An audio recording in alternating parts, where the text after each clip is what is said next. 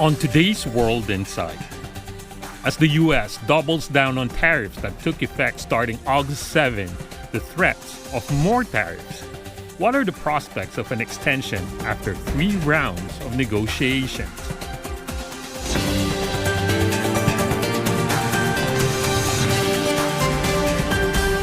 Hello and welcome to World Insight with me, Tian Wei.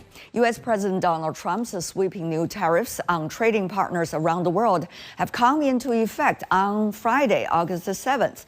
The new policy means tariffs as high as 50% and even more, and the number varies from country to country. President Trump also threatened Russian oil buyers, China, India, and others with more tariffs. In response, China's Ministry of Foreign Affairs said last Friday that quote, it is legitimate and lawful for China to engage in economic trade and energy cooperation with other countries, including Russia. So what's the chances of an extension amid ongoing talks? Here's some insights from our panelists. I'm joined in New Delhi, India. Aravind Yellary, Associate Professor from Narahala Nehru University. In Harbin, China, Professor Gong Zhong from the University of International Business and Economics. In Shanghai, Professor Joseph Gregory Mahoney from East China Normal University. He's originally coming from the United States. Gentlemen, welcome to the program. Now, 2 things we need to discuss today. One is about the tariffs that the U.S. has against the rest of the world, as many as 90 countries. And meanwhile, we are also seeing the so-called deadline of the truce for tariffs between China and the United States. Let's go first to the tariffs set by the United States last week, again against the rest of the world, changed from the earlier plan again. So what does that mean to you, Professor Mahoney? You know, I think one of the things that I think we have to look at here is that Trump is trying to use tariffs for at least 4 different objectives. And so it's really confusing sometimes to figure out what precisely the strategy is. But one of these is to control U.S. borders. I think this is why he's targeted Mexico and Canada so directly. He's also using it to discipline allies. And we've seen some of his G7 allies being among the first to reach deals with him, this being Japan, Korea, Europe, and so on. But he's also trying to coerce specific foreign policies, like we saw him hitting India over oil related to Russian oil purchases related to the Ukraine conflict, or targeting Brazil over what he saw as the unfair treatment of Bolsonaro. But we're also seeing him trying to punish competitors and competition networks. We see this being probably the logic underlying what he's doing against China, and then at the same time trying to induce U.S. economic restructuring. That's a lot of heavy lifting, and he's having, I think, some modest success in some areas. But I think so far what we see is that few people actually trust the deals they've reached. Few deals have actually been finalized, leading to this allegation that we're seeing phantom deals. And then there's always the concern that he might suddenly change course. And the fact that I've talked to Japanese people who are Japanese diplomats who are relieved that they've worked out a deal, but they resent the deal that they have. And at the same time, I think the bigger deals are still out of reach. The tariffs the U.S. has against the rest of the world has raised to this level, from the most developed to the least developed. So now the question is, what does this mean for everybody? What President Trump is doing essentially is to, in my view, to eviscerate and upend entire rules-based international order in commerce with the WTO at its core. So what it means is that WTO is no longer to be relevant to Washington anymore. It's going to be, totally discarded, basically. So basically, I think what we are facing right now is what I described, we've all been saying this, is an N-1 world. It's an N-1 world. In other words, the previous system is missing a major member state here. The United States is going away. So I think the question is about whether the rest of the world, China and the European Union, are able to still maintain this international order here, still maintain the WTO.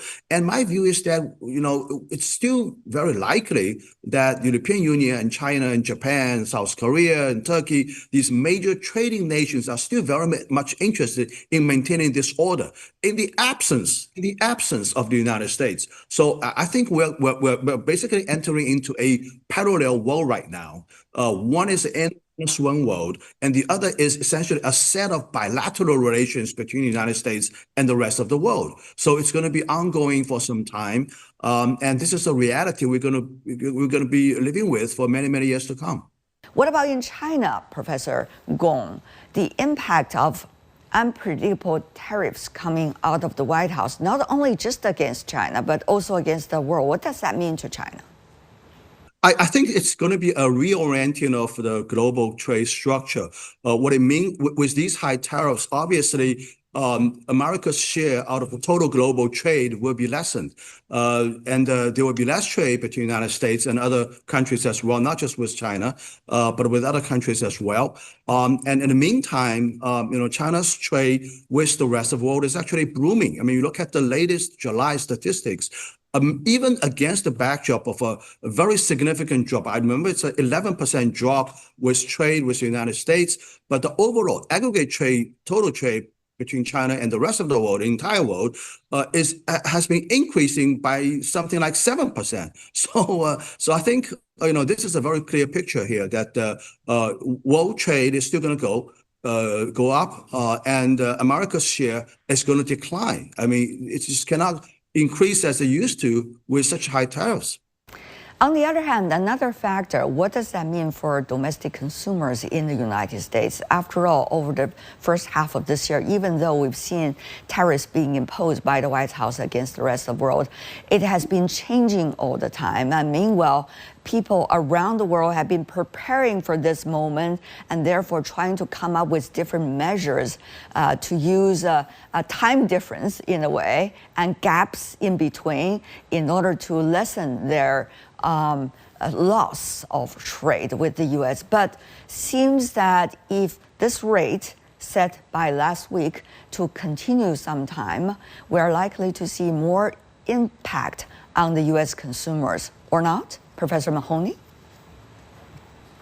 Yeah, I think so. I think that there are already concerns that we're starting to see pressures on the labor market. That's not yet clear. I think it's anticipated that we'll see consumer prices increasing.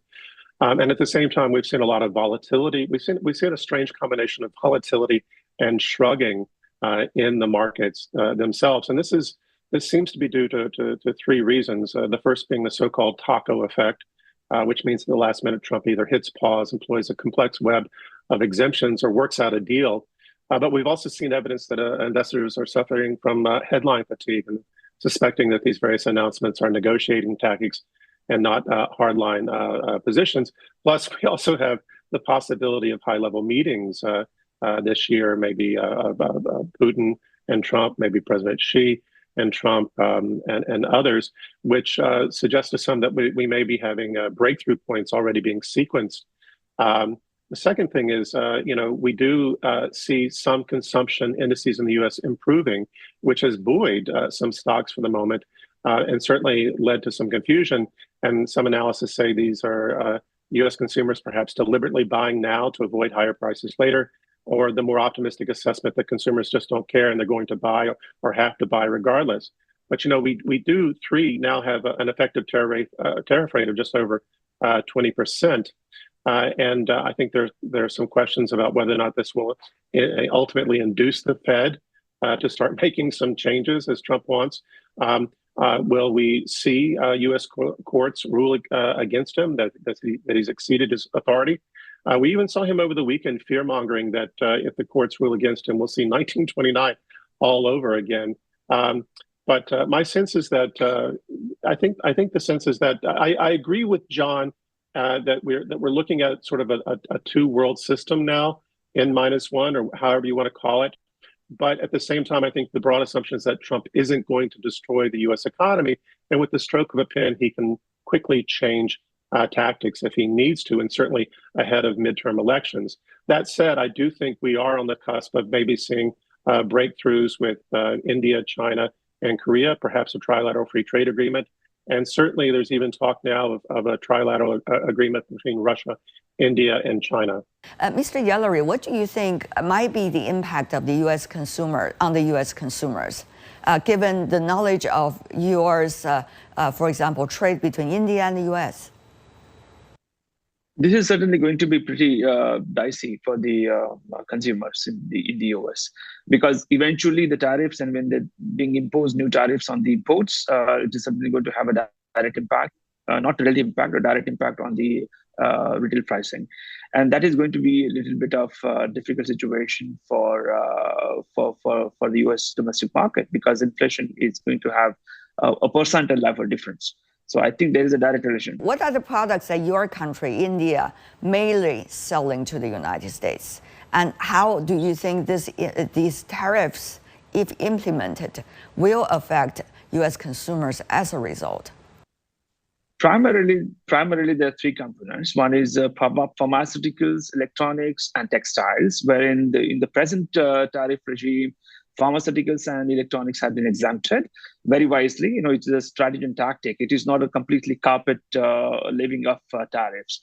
So what remains is the textile, and textile is pretty sensitive market for India because it employs approximately 200 million of people in India. So actually, if US is going to put a tariff on that, that means that the major chunk of this exports which India does to the US will be directly affected. Vice versa, that will also have direct impact on the consumer prices in the US. So that will be quite sensitive for both the markets. I'll just mention two biggest expenditure items for an average American household. One is automobile, and it's very clear that the automobile prices are going up. Ford Motor Company CEO has just said that they have imposed additional several $1 billion of tariffs already paid to the U.S. government. Guess it's going to digest itself? Of course not. It's going to pass along to American car purchasers. So prices of cars are going up like crazy. I know. Right now there is practically no car price below $25,000. It's a huge burden for American household. The second is housing. That's another big item for American households.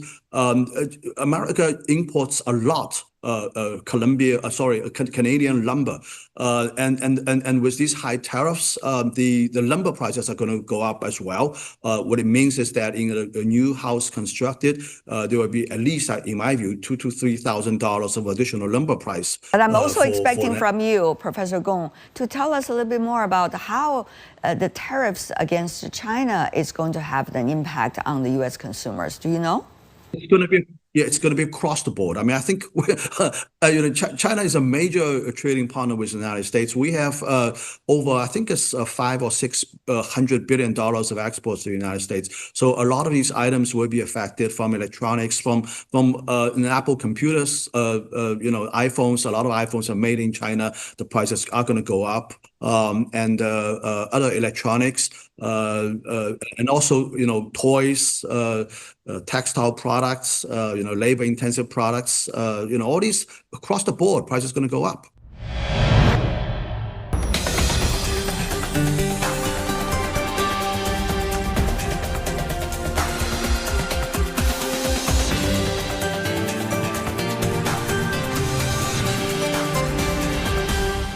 The really complicated question is being formed the relationship between the business community and the current White House or the U.S. government as to how policies will be churned out, and what are the factors regarding these policies while they're being formed. We saw Tim Cook at the White House. We saw Trump mentioning to Tim Cook that he might impose a tariff of 100% on chips and semiconductors unless they're made in the U.S. But he hinted at a carve-out for companies who build in the U.S. At the same time, we know that Tim Cook probably is very irritated with the increase in tariffs on India, given the fact that he was starting to move production out of China into India. Clearly, that's not going to satisfy Trump. He wants production in the United States. But also Intel, for example, the direct accusation by the president against a CEO of a private company. Very interesting. Well, that company is going through an interesting time. So, these are there are a long list of direct interactions. So the issue here is that, as John mentioned, TRIPS are exceptional. They are something that maybe falls more directly under presidential authority, in so much as he can say that that's a national security issue, much more so than maybe some of the other products that are now being contested in court. So that's sort of an opening question. But one of the bigger questions here about presidential authority is whether or not he has the power to essentially slap a 15% tax on U.S. companies if they choose to do business. And so all of it is coming back to what are the limits of his authority? And in the meantime, since we don't really know the answer to that question, people like Tim Cook or other CEOs going to the White House and playing the game of trying to appeal to his desire to be coddled and appreciated. This complicates the picture of how these companies are doing businesses elsewhere in the world. After all, these are international companies. Their supply chains are all over the world. Of course, they are vowing to also do that in the United States, but this a very close interaction with the White House will certainly have an impact on their approaches elsewhere in the world. I think what the companies are doing is, first of all, they're trying to accommodate the White House. They're demonstrating that they're going back to the United States, at least showing the tension and announcing these very big plans, a couple of $100 billion, here and there. That's what they've been doing. But they're also facing a lot of difficulties of trying to move this operation back to the United States. So they're talking about the future. Take Apple as an example. They want to move the entire Apple's operation in China back to the United States, the entire innovation and development ecosystem in China back to the United States. I don't think it's going to be very easy. It's going to be more of a long-term project, and I don't think it can be done in a very short period of time.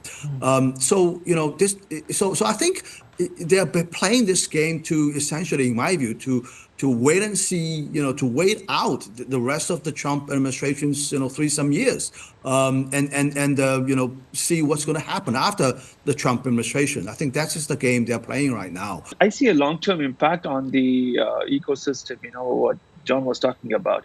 Essentially, what is going to happen? This is going to have a direct impact on the kind of indigenousness or innovation system which the American companies are trying to do it.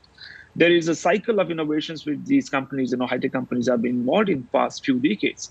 So if there is a focus by the administration to put more punitive actions against the corporate sector would be dividing their, focus more on, into the litigation part of it, in complying part of it, compliances part of it. So essentially, this is going to make the dream of making America great again into, adversely. So, this has to be seen from a structural institutional aspect also, more than the business aspect. The worst part of the entire process is that the business has been kept on a high priority, but it leads, it comes from the innovation and the edge the American companies have achieved. And the other economies, like you're talking about China, it has played an important role in making that happen.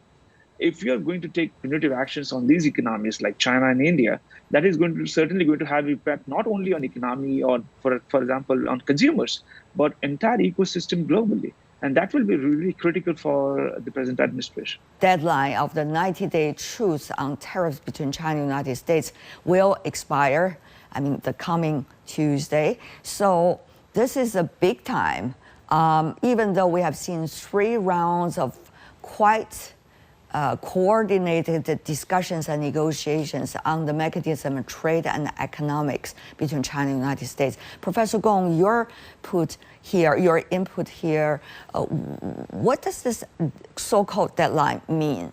After all, it's a deadline that the White House imposed. To you, Professor Mahoney, what does this deadline, apparent artificial deadline set by the United States, likely to be assessed in China? Well, again, we saw Vance, Vice President Vance, over the weekend saying it wasn't clear whether or not Trump would impose the same penalties on China that he just imposed on India, with it not yet taking effect, related to Russian oil buys. And as you noted, with this meeting between Putin and Trump scheduled, they may come up with a resolution. I don't think they will, but they may find a way to kick the can down the road again. So we may see something. We may see this sort of a delay in the deadline, with the U.S. sort of flirting with imposing the same sort of oil purchase tariffs on China that it's imposed on India, to see how things play out with Russia, and then if that doesn't work out, then we may see him using that and blaming China for supporting Russia and prolonging the conflict there. And that may be one of the ways in which he tries to sell those increases and shifts political blame for those increases that will ultimately come to U.S. consumers to China and the war. What the three of you have beautifully illustrated is the current White House is trying to use tariffs as a tool, not only for trade itself, but much beyond trade, and use it also as a tool for balancing out some of the problems it is facing, or using it as an excuse to blame others as to why the U.S. has not been able to achieve what its claimed goals are.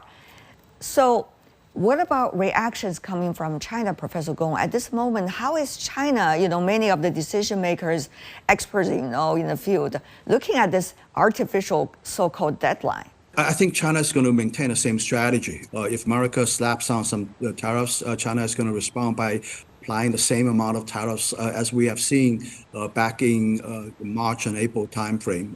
This is exactly what China is going to respond.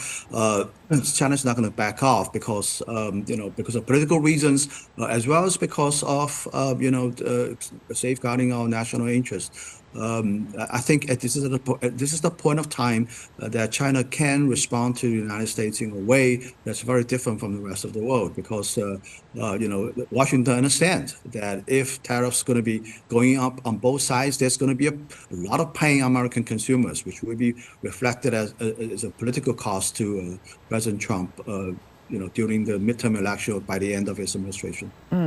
Mr. Yellery, how is China's response likely to impact on others' decisions, including in your own country, India? Since U.S. has been, this administration has been, levying tariffs on India, we have been closely watching the responses by the other countries as well. Don't forget, India was one of the first countries to extend hand or come to the negotiation table, but we were the most frustrated one, because there is no concession coming from the Trump administration, and we have been kept on trying to do this thing, but always the goalposts were shifted by the U.S. So I think that largely we have been seeing how China responds, and then you see that the MOFA spokesperson, in recent of his reactions to the questions put forth by media, says that it supports the strategic autonomy exercised by India, and India has a right to do that. So we have been closely now doing a lot of legwork with all those countries. As Professor Joseph and John earlier said, that minus US, everything is possible, because there is a large disruption which this administration is trying. It is to create own space economically and in the corporate world. It is displacing the engagements of the other countries, which is going to be crucial for India going ahead. Forthcoming SUS summit, what we did in the BRICS summit also, it looks that India is going to play an important role, and none other than the U.S. administration is giving India this role. Professor Mahoney? We expected a major breakthrough between China and India relations. I think in May, unfortunately, some people believe that the struggle at that time between Pakistan and India maybe slowed that down. I sense a great degree of optimism among some of the Indian diplomats in China that I speak with, that we may see that move forward with the planned meeting between President Xi and Modi.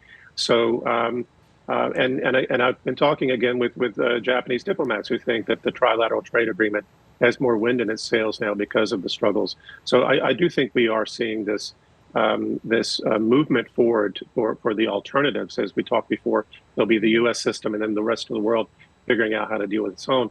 I think at the same time, though, I would agree with the assessment that China does not want to get sucked into a Trump strategy of cutting a deal with the U.S. that would then undermine its relationship with Russia, India, or any other country that wants to do good business with it. So I think China, in addition to protecting its own domestic interest, will also be protecting those broader foreign policy interests. On the other hand, China is also aware that certain countries and economic partners might be interested in the U.S.-China antagonism as well and benefit as a result.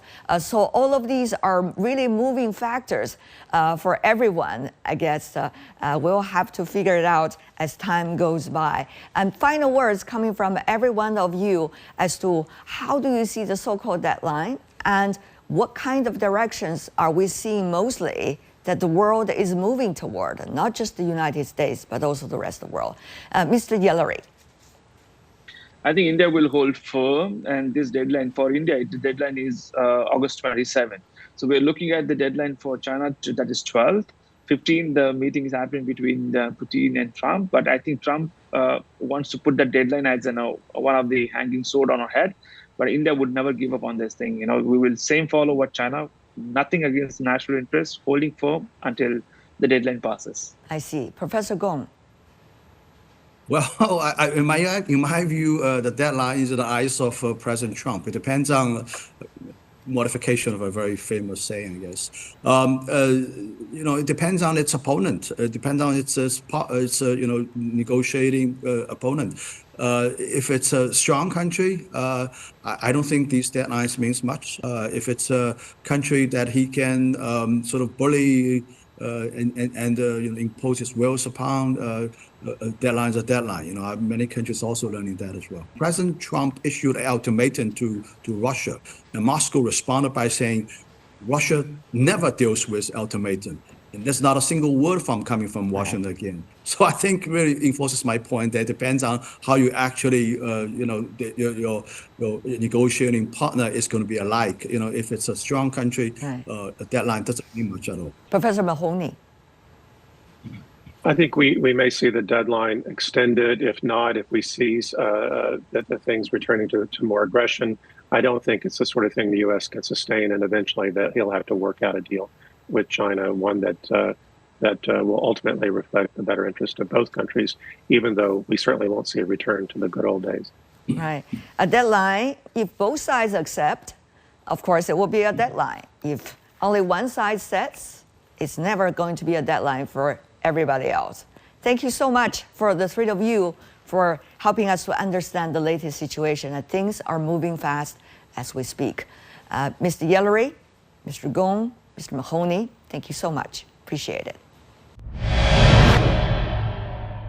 And that's all the time we have for today. If you'd like to know more, search World Insight. Check out our YouTube channel. Follow us on X and Facebook. I'm Tian Wei. On behalf of the team, thanks for being with us. I'll see you tomorrow. Bye for now.